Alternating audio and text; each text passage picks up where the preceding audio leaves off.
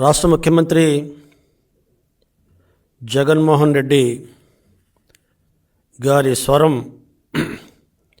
మారుతుంది. గతంలో ఉన్న ధైర్యం, గతంలో వెలువచ్చిన మరి అభిప్రాయాలకు భిన్నంగా ఈనాడు ఆయన మాట్లాడుతున్నారు. ఒకసారి మనం కనుక గుర్తు తెచ్చుకుంటే 2021 సంవత్సరంలో ఆయన ధైర్యం పరాకాష్ఠకు చేరింది. లెక్కలేని తనం వచ్చింది. ఎవరిని కూడా మరి ఒక సాధారణ విషయంగా తీసిపాడేసి ఒక వెంట్రుకతో సమానంగా తీసేసి మాట్లాడే తత్వంలో ఆయన వ్యవహరించారు. ఆనాడు అన్నారు, నా వెంట్రుక కూడా పీకలేరని. 2021లో ఆ స్వరం. 2022 వచ్చేటప్పటికి స్వరం మారింది. మారి నన్ను నమ్మండి అని ప్రజలకి విన్నపించుకునే పరిస్థితి వచ్చింది. ఆ రకంగా 2022లో నమ్మండి అని విన్నపించుకున్న ప్రజలు నమ్మేలా లేరు అని తెలుసుకున్న జగన్మోహన్ రెడ్డి గారు 2023లో మిమ్మల్నే నమ్ముకున్నాను అని ప్రజల మీద భారం పెట్టే ప్రయత్నం చేస్తూ వచ్చారు. ఆ రకంగా 2023 సాగిన తర్వాత 2024 తర్వాత వాస్తవ పరిస్థితులు ఆయనకు అర్థమైనాయి. ఈనాడు ప్రజలు మిమ్మల్నే నమ్ముకున్నాను, నా బీసీలు, నా ఎస్సీలు, నా ఎస్టీలు, నా మైనారిటీలు, మీ బిడ్డ అని చెప్పుకున్న వ్యక్తి ఈనాడు ఓడిపోయినా పర్లేదు, నేను సంతోషంగా దిగిపోతాననే స్థాయికి వచ్చారంటే ఏ రకంగా ఆయనలో ఓటమి భయం పట్టుకుందో ఈ సందర్భంగా మనం అర్థం చేసుకోవాల్సిన అవసరం ఉంది. ఈరోజు ప్రజలు తరుగు కొడతారు, ప్రజలు ఆగ్రహంతో ఉన్నారు అనే భయాందోళనకు గురి అవుతున్న మరి జగన్మోహన్ రెడ్డి గారు ఈనాడు వాస్తవ పరిస్థితుల్ని గమనించి ఈరోజు దాన్ని తట్టుకొని నిలబడటానికి అనేక విధాలైన అప్రజాస్వామిక విధాలని మరి అనుసరించడానికి కూడా ఆయన వెనుకాట్లేదనేది ఈరోజు ప్రజలు గమనిస్తున్నారు. ఈరోజే మన 2024 జనవరి 5వ తారీఖున రావాల్సిన ఓటర్ల జాబితా మరి 22వ తారీఖున వచ్చింది. ఇందులో కూడా చాలా అవకతవకలు జరిగినాయి. మరి ఎవరైతే ఈరోజు మరి వార్డు వాలంటీర్స్ ఉన్నారో, సచివాలయ సిబ్బంది ఉన్నారో వాళ్ళని ఆసరాగా తీసుకుని ఈ ఓటర్ల జాబితాని కూడా తప్పులు తడకగా చేయడానికి కూడా ప్రయత్నం చేశారంటే ప్రజలు ఎంత వ్యతిరేకంగా ఉన్నారు అనే భయం ఈరోజు జగన్మోహన్ రెడ్డి గారికి పట్టి పీడిస్తుందనే విషయాన్ని కూడా ఈ సందర్భంగా గమనించాలి. ఈరోజు అంగన్వాడీ వర్కర్స్ కానీ, అంగన్వాడీ హెల్పర్స్ కానీ మరి సుమారుగా 40-42 రోజులుగా చేస్తున్న మరి సమ్మెని కూడా లెక్క చేయకుండా ఈనాడు ఉన్నాడంటే ఈరోజు 105,000 అంగన్వాడీ వర్కర్సు వాళ్ళ కుటుంబాలు ఈరోజు ఎప్పుడు తవరి కొడదామా, ఈ ముఖ్యమంత్రిని రాష్ట్రం నుంచి ఎప్పుడు వైదొలిగించుదామా అనే ఆలోచనలో ఉన్నారనే విషయాన్ని కూడా ఈ సందర్భంగా గమనించాలి. అదే రకంగా మరి ఏదైతే భవన నిర్మాణ కార్మికులకు పనులు లేకుండా మరి ఇసుకని విపరీతంగా రేటు పెంచేసి ఈనాడు పనులు మందకొడిగా సాగుతున్న తరుణంలో 40 లక్షల మంది ఈనాడు భవన కార్మికులు కూడా ఎప్పుడు ఈ ప్రభుత్వాన్ని దించేయాలి, ఎప్పుడు ఈ ముఖ్యమంత్రిని సాగనంపాలనే ఉద్దేశంతో ఉన్నారనే విషయాన్ని కూడా ఈ సందర్భంగా గమనించాలి. ఈరోజు 3 లక్షల మంది పెన్షనర్లు ఉన్నారు రాష్ట్ర వ్యాప్తంగా. ఆ పెన్షనర్లు కూడా సరైన సమయంలో పెన్షన్ ఇవ్వక వాళ్ళకు డిఏలు కలపగా వాళ్ళకు రావాల్సిన రాయితీలు ఇవ్వకుండా ఇబ్బంది పెడుతున్న తరుణంలో వాళ్ళు కూడా ఆగ్రహంగా ఉన్నారు ఈ ప్రభుత్వం మీద కక్ష తీర్చుకోవడానికి. అదే రకంగా ప్రభుత్వ ఉద్యోగులు కూడా ఈనాడు ఇబ్బందులు గురవుతున్నారు. ఈరోజు ప్రభుత్వ ఉద్యోగుల్లో కూడా వర్గాలుగా చేసి వాళ్ళని చీల్చి ఆ రకంగా వీళ్ళని ఇబ్బంది అగౌరవపరిచే పరిస్థితిని చూస్తున్నారు. కాబట్టి ప్రభుత్వ ఉద్యోగులు కూడా ఆగ్రహంతో ఉన్నారు. టీచర్లు అయితే లెక్క చేయట్లేదు, వాళ్ళని బజార్కి ఈడుస్తున్నారు, వాళ్ళ గౌరవాన్ని భంగపరుస్తున్నారు, వాళ్ళని అనేక రకాలుగా ఇబ్బంది పెడుతున్నారు. ఆ రకంగా ఉపాధ్యాయులు కూడా ఈరోజు ఈ ప్రభుత్వం మీద వ్యతిరేకతతో ఉన్నారు.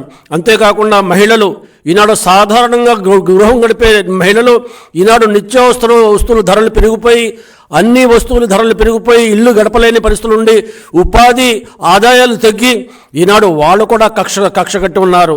ముఖ్యంగా మైనార్టీ వర్గాల్ని అధోగతి పాలు చేశారు. ఈనాడు మైనార్టీ వర్గాలకు ఇవ్వాల్సిన మరి సహకారం కానీ, వాళ్ళకి చెందవలసిన సంక్షేమ కార్యక్రమాలు కానీ ఏవి అమలు చేయకుండా ఈనాడు మైనార్టీల మీద, బీసీల మీద, ఎస్టీల మీద, ఎస్సీల మీద అనేక దాడులు జరుగుతున్నాయి.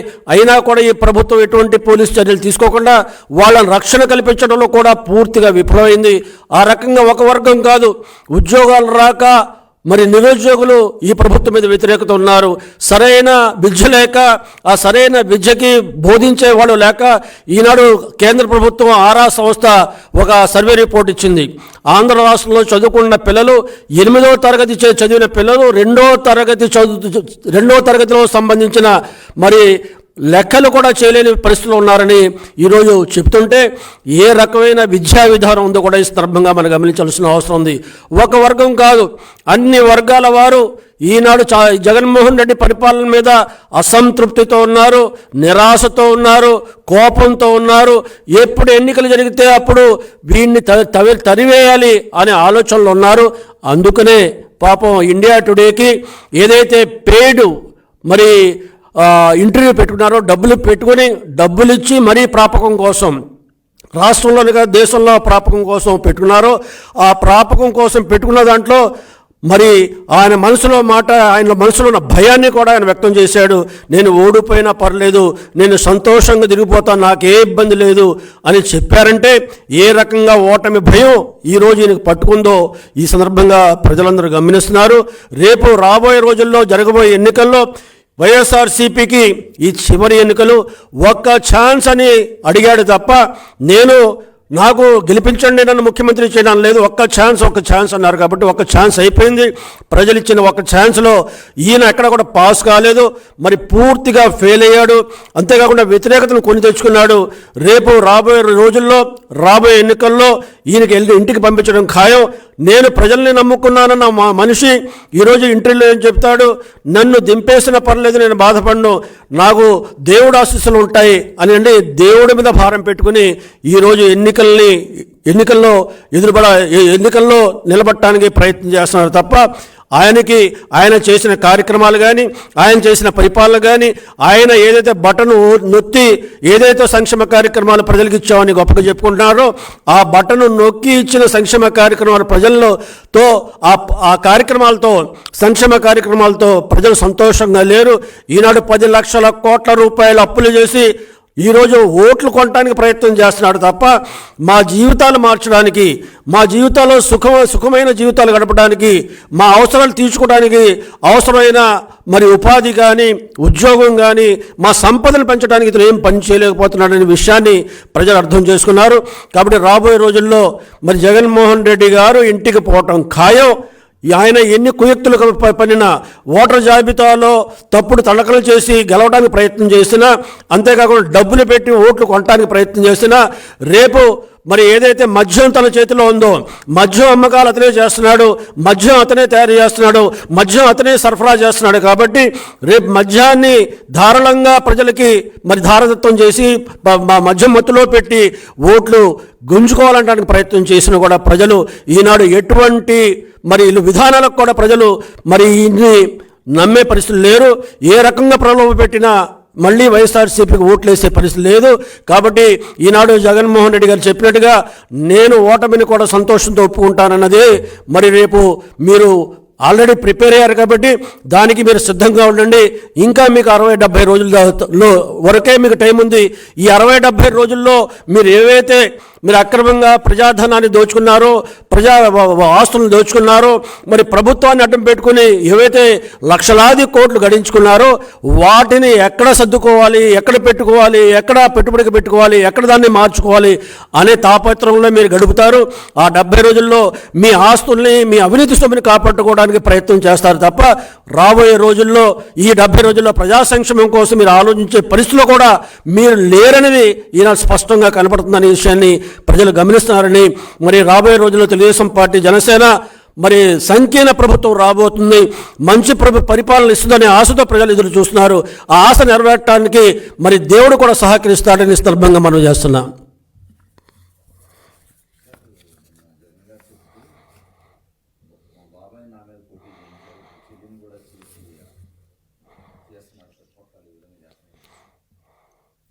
బాబాయిని తన మీద పోటీగా నిలబెట్టారు. మరి బాబాయ్ గతి ఏందో మనం ఈనాడు చూసాం. గొడ్డలితో నరికి ఆయన దారుణంగా చంపారు.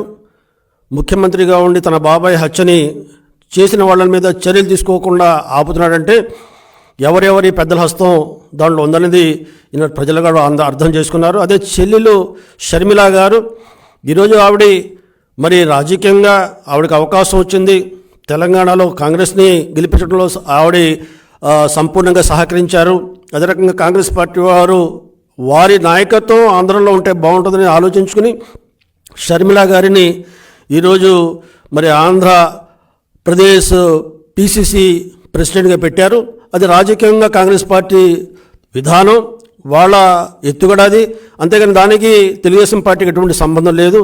ఈరోజు మా కుటుంబాన్ని కూడా విడదీసి నన్ను నా మీద పోటీ పెట్టి ఆలోచన చేస్తున్నారనేది మరి ఆయన బాధపడిపోతున్నాడు. అంటే ఆయన ఒక్కడే ఉండాలా, కుటుంబ సభ్యులు ఎవరు ఎదగకూడదా? మరి ఆ రకంగా ఎవరైనా ఎదగడానికి ప్రయత్నిస్తే ఆయన వ్యతిరేకించి ఆయన నిలబడి మరి ఆయన కాదని ఆయన కుటుంబ సభ్యులు ఎవరైనా ఎదురు తిరిగితే వాళ్ళ మీద మరి ఎదురుదాడి చేస్తారా? కాబట్టి ఈరోజు షర్మిల గారు పిసిసి జాతీయ పార్టీకి ఆవిడ ఆంధ్ర రాష్ట్రానికి అధ్యక్షులుగా ఉన్నారు.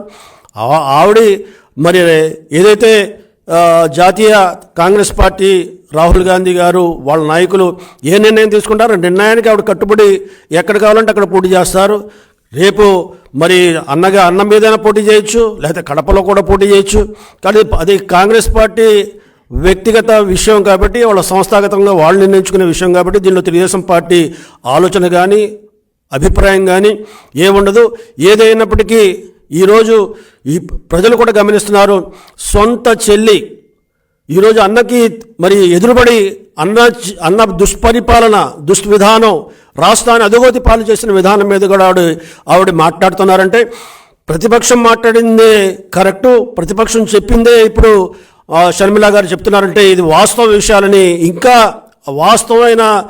వాస్తవాన్ని నమ్మే పరిస్థితి ఈరోజు ప్రజల్లో వచ్చింది షర్మిల గారు చెప్పడం మూలంగా. కాబట్టి రేపు షర్మిల గారిని ఇంటిలో పోరు కాదు, ఇది జాతీయ పార్టీగా ఆవిడ నిలబడుతుంది. ఆ రకంగా ఆవిడ మరి ఈ రాష్ట్రంలో పట్టిన పరిస్థితిని అధిగమించడానికి ఆవిడ ప్రయత్నం చేస్తుంది. ఆవిడ పార్టీ పరంగా ఆవిడ మాట్లాడుతుంది తప్ప ఆవిడ వ్యక్తిగతంగా మాట్లాడుతుందని అనుకోవట్లేదు.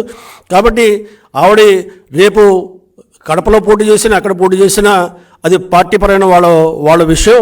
వాళ్ళు మరి ఏ రకంగా ఓటు సాధించుకుంటారో, ఏ రకంగా మరి ఈనాడు ఓట్లన్నీ కూడా గంపగుప్తంగా కాంగ్రెస్ పార్టీ ఓట్లన్నీ కూడా హైజాక్ చేసి ఈరోజు వైఎస్ఆర్సీపీ పార్టీలు ఉన్నాయి. కాబట్టి ఆ ఓటు బ్యాంకుని వాళ్ళు రాబట్టుకోవాల్సిన అవసరం ఉంది. ఆ ఓటు బ్యాంకు ఆయన దగ్గర ఉన్నదాన్ని రాబట్టుకుని నిలబడవలసిన పరిస్థితి ఈరోజు కాంగ్రెస్ పార్టీకి ఉందని నేను భావిస్తున్నా.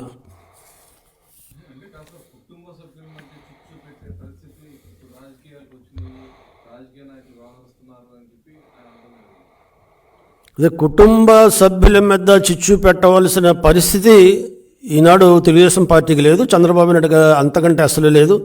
చంద్రబాబు నాయుడు గారు ఆయన 45 సంవత్సరాల రాజకీయ జీవితంలో ఆయన విధానాల పరంగా ఒక పద్ధతి ప్రకారంగా రాజకీయం చేశాడు తప్ప కుటుంబాలు చేల్చడం, ఒకరి మీద ఒకళ్ళు ఉసగొల్పటం అనేది ఆయన ఎప్పుడూ చేయలేదు. అయినా కాంగ్రెస్ పార్టీలో జరిగే విషయాలకి తెలుగుదేశం పార్టీకి సంబంధం లేదు, చంద్రబాబు నాయుడుకి సంబంధం లేదు. కాబట్టి ఆయన కావాలని మరి చెల్లి చేస్తున్న పిసిసిఐ ప్రెసిడెంట్గా ఆవిడ చేస్తున్న విమర్శల్ని మరి ఏదో రకంగా ప్రజల్లో మభ్యపెట్టి మాయ చేసి ఇది చంద్రబాబు నాయుడు చెప్పిస్తున్నాడంటే ప్రజలు నమ్మరనే ఉద్దేశంతో దాన్ని మరి ప్రజల మనసుల్లో తీసుకోకుండా అంటే దాన్ని నమ్మకుండా ఉండటానికి ఈ రకమైన రాజకీయ ఎత్తు కూడా వేస్తున్నారని భావిస్తున్నా. నమస్కారం.